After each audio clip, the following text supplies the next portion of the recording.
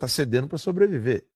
Agora, quando ele se torna inelegível, o que eu esperava, né, dos outros que não concordavam com as decisões do Bolsonaro? Os caras falam assim, caralho, agora mesmo que a gente tem que apoiar o Bolsonaro. Sim.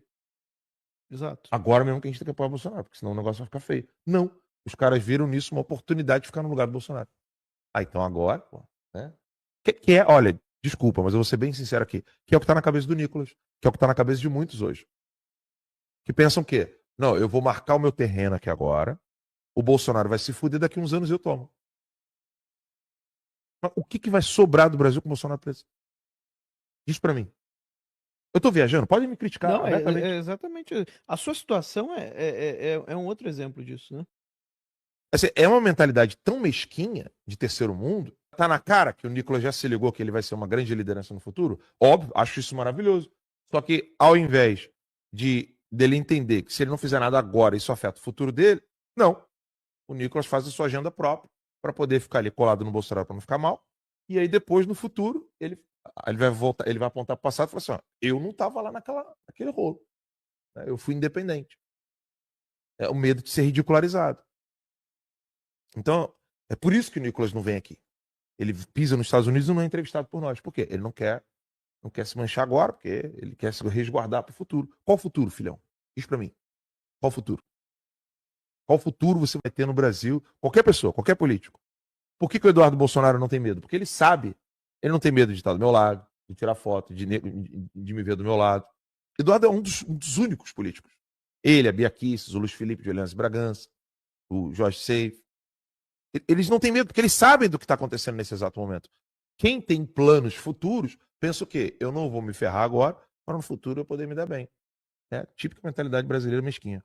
Pois é, pessoal, eu não tinha pensado como ele expressou aqui, né? E me fez pensar sobre a atitude mesmo de Nicolas nesse momento. E aqui Eduardo Bolsonaro respondeu o post de Alan dos Santos e disse o seguinte, ó: para mim fica muito claro, o mesmo método e até as mesmas pessoas com o qual perseguem Alan dos Santos perseguem a mim e todos da direita. Eu só não estou exilado igual Alan no exterior por uma questão de oportunidade, mas assim que puder o sistema fará o mesmo comigo, com meu pai, com todos da direita ou pior.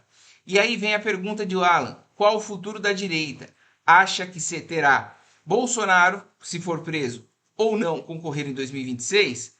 O sistema vai se consolidar, vai virar a chave para sermos uma Venezuela. Não precisa ir muito longe, está cheio de jogo combinado no judiciário, onde vários da direita que acham que são favoritos ao Senado em 2026 podem ficar inelegíveis através do processo por crime contra a honra ou age. Olha só.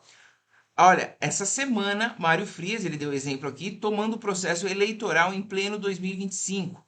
Olha, eu e a PF botando um processo administrativo devido, né, aqui ao que eu falei na tribuna da Câmara, ou seja, os deputados eles têm imunidade parlamentar, nunca aconteceu isso antes, estão abrindo processo administrativo porque o deputado Eduardo Bolsonaro está falando. E olha só, e tudo para nos tornar inelegíveis e tem gente que ainda não percebeu isso. Agora, com um sistema sólido, esquerda, no poder em 2026, laços rompidos com os Estados Unidos, alguém realmente acha que vai ter candidato da direita de verdade concorrendo em 2030? Esqueçam. Nem a presidente e nem a senadores. O cara lá deve estar doido pensando dia e noite em como barrar candidaturas de direita para o Senado sob o risco dele sofrer impeachment caso a direita domine o Senado. Falei alguma mentira? E aí eu pergunto a você, se eu concordo com o Eduardo Bolsonaro, eu concordo plenamente. E aí Alan dos Santos estava muito afiado nesse dia. Ele disse sobre o posicionamento dos deputados de direita. Mais uma coisa que despertou aqui em mim que eu não tinha percebido. Mas ele tem muita razão. Veja só o que ele falou sobre o posicionamento dos deputados de direita neste momento de crise do governo Lula. Era agora para Márcia Van Hatten, Eduardo Bolsonaro, Nicolas, todo mundo está unido, né, para parar, fechar qualquer pauta, não dar um passo, nem falar de anistia o cacete. Agora eu que não quero anistia porra nenhuma. Eu não quero anistia para Alexandre de Moraes. Era ele que tinha que estar preso. Nesse exato momento. Era para os congressistas estarem ali, ó. Estamos ordenando aqui agora a prisão desse cara. A prisão de todas as pessoas envolvidas no TSE. Então, assim, é para fazer uma paralisação. uma obstrução total no Congresso, mas não. Essa direita que não estuda, essa direita que é burra para um caralho, prefere brigar uns com os outros quando o inimigo é outro. O inimigo tá ali declarado. Tá o documento do inimigo esfregando na cara deles. Esfregando. Tá aqui, ó. Esfregando na cara deles. Mas não, preferem brigar uns com os outros. Teve gente no X que eu seguia, nem eu falo, canalha. Virou e falou assim, você não quer criticar Kim Paim, Mário Frias, fulano, Marcelo Barreira, você não quer porque você não quer se indispor. Eu não quero me indispor. Vá a PQP. Eu não querer me indispor? Sabe, é de uma canalice o cara virar pra mim e falar que eu não quero me indispor. Eu, brother. Eu não quero me indispor? A minha vida se fudeu por causa do Brasil. Eu me fudi por completo. E alguém virar pra mim e falar que eu não quero me indispor? Quem não quer se indispor é essa direita burra, inculta, que não lê, que não estuda, que tinha que estar ali, ó. O Congresso agora tinha que estar parado. Há uma denúncia de membros oficial do governo americano, Elon Musk mostrando os documentos, dizendo que essas pessoas deveriam estar presas atrás das grades. Lembram da foto que o Elon Musk colocou do Alexandre de Moraes? Era onde? Atrás das grades. Sim. O cara agora... Ele é como é que eu vou usar um termo brasileiro aqui? Ele é ministro do DOGE, do DOGE. O cara é ministro de Estado americano. Ele postou uma foto do Alexandre de Moraes atrás das grades. Era a hora agora do Congresso estar todo unido. A direita tinha que estar unidíssima. Assim, ó, indissolúvel. Falando, chega, não queremos anistia, não queremos nada. Queremos essas pessoas que prenderam as vítimas do 8 de janeiro e que fraudaram as eleições, presas atrás das grades, até que se venha um julgamento com todos os documentos e todas as investigações, assim como ele fez com todos os seus inimigos. Deputados de direita. E aqui, para fechar, ele solta a lista de políticos bancados por dinheiro do tráfico. Fechou com chave de ouro. Confere esse vídeo até o final que você vai se surpreender. No Brasil, hoje se fala muito de PIX. As pessoas estão preocupadas com transações porque elas estão preocupadas com questões econômicas. Eu não tiro a razão dessas pessoas. É escondido delas o fato de que elas não podem se proteger e que o Estado é o culpado disso. E quando eu falo Estado, é o Poder Executivo com anos de PT, o Poder Legislativo com a elite que domina o Brasil, o Centrão, e o Poder Judiciário, com uma agenda bem clara. A Agenda 2030, uma agenda socialista interna, própria da América Latina, e interesses em manter-se no poder, com um medo extremo de ser regido pela vontade popular. Durante anos, os comunistas tentaram assumir o poder em vários países, na Europa, nos Estados Unidos e na América Latina, porque a Ásia já estava toda sob o controle deles. A China, a Coreia do Norte, a Rússia. Todos esses lugares já estavam dominados pelos comunistas, então faltava a Europa e faltava a América do Norte. A América Latina, na década de 60 e 70, sofreu vários ataques de grupos terroristas que atuaram de modo absolutamente criminoso para tomar o poder. Algumas respostas foram dadas no Chile e no Brasil, mas isso não durou muito tempo. Os comunistas mudaram de estratégia e pensaram duas vezes antes de atuar como eles estão fazendo hoje em dia. Após alguns anos de mudança de estratégia, sobretudo após a perestroika na Rússia, a abertura, o fim do muro de Berlim, os comunistas mudaram completamente de estratégia e decidiram então que agora eles precisavam dominar as mentes e os corações. Eles precisavam então dominar as igrejas, dominar as nossas escolas. Abandonaram os atos criminosos de terrorismo e passaram então a dominar as nossas instituições.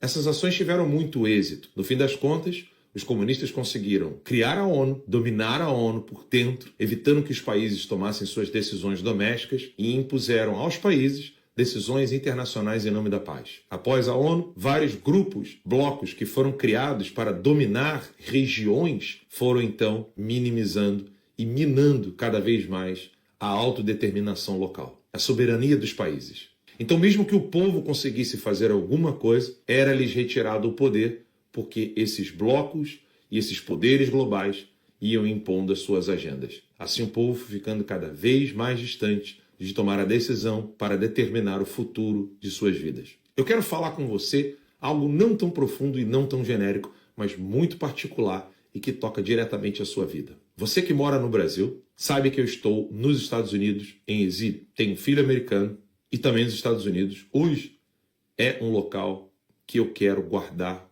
com todo o meu coração.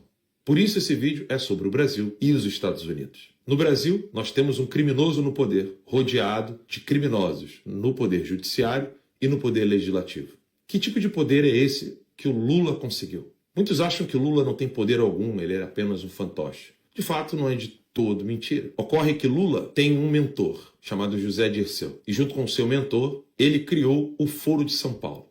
Lula e Fidel Castro criaram o Foro de São Paulo, mas a mão que organizava tudo na América Latina era o terrorista José Dirceu. Um homem que sequer pode pisar em território americano. José Dirceu, para quem não sabe, protagonizou um momento muito importante na história entre Brasil e Estados Unidos. Afinal de contas, ele só está liberto porque sequestraram um embaixador americano. As pessoas responsáveis pelo sequestro também não podem pisar em território americano.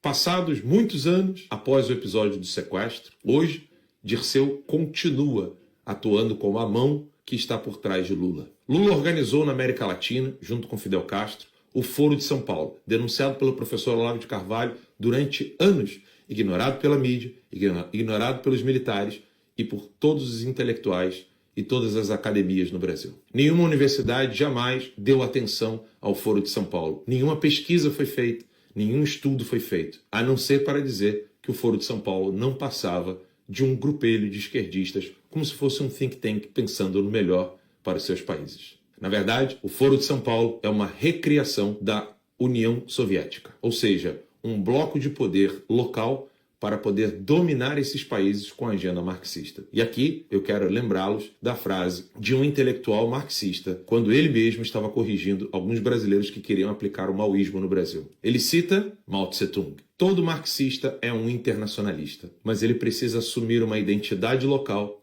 antes de tomar o poder. Essas palavras são de Mao Tse-tung e foi assim que ele aplicou o comunismo na China. Eder Saad, o autor desta frase, usou isso para poder transformar a ação comunista no Brasil. Ele é um dos fundadores do PT e ele explica muito bem por que o PT usa identidade nacional antes de assumir o poder internacionalista que é próprio de todo e qualquer marxista. Esse poder internacionalista engloba poderes de vários países, de grupos comunistas de vários países, em torno de um único objetivo: chegar até a sociedade socialista para assim implementar o comunismo. É óbvio que eles não acreditam nisso, porque o comunismo não passa de um modo muito bem feito de manter-se no poder, eliminando, matando e destruindo seus oponentes. E é isso que fez Hugo Chávez, é isso que faz Maduro, e é isso que agora está fazendo Luiz Inácio Lula da Silva, o presidente do Brasil, que tomou o poder por meio de golpe várias vezes. E eu vou provar.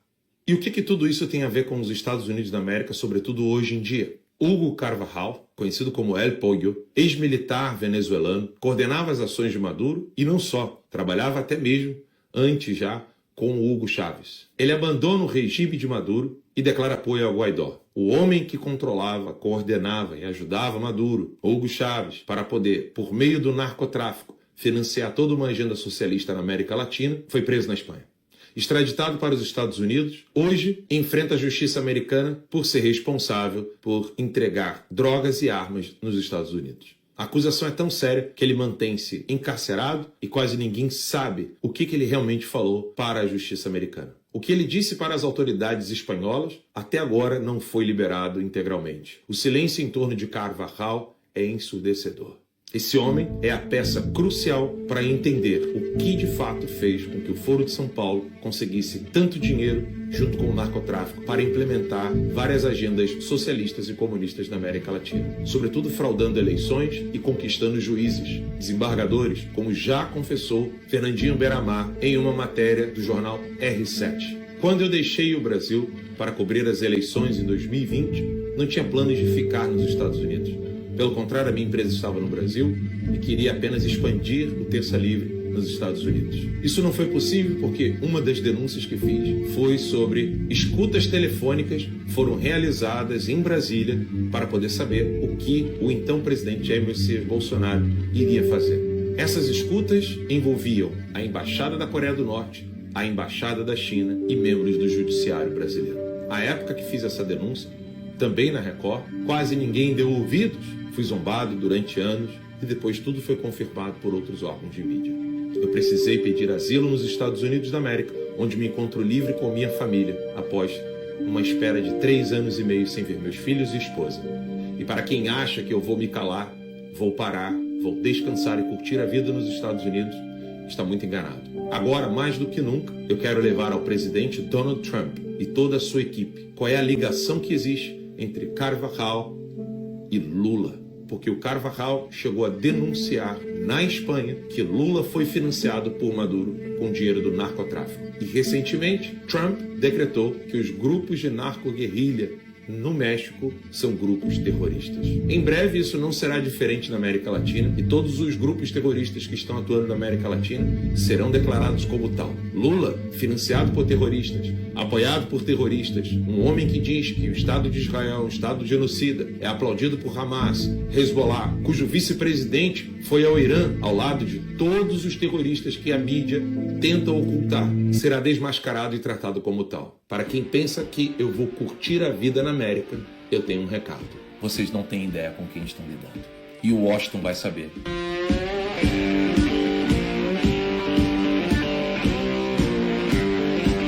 Que está na bio, divulgue para todos os seus amigos e vamos fazer esse documentário sacudir o Brasil. 2026 não será como o Lula pensa.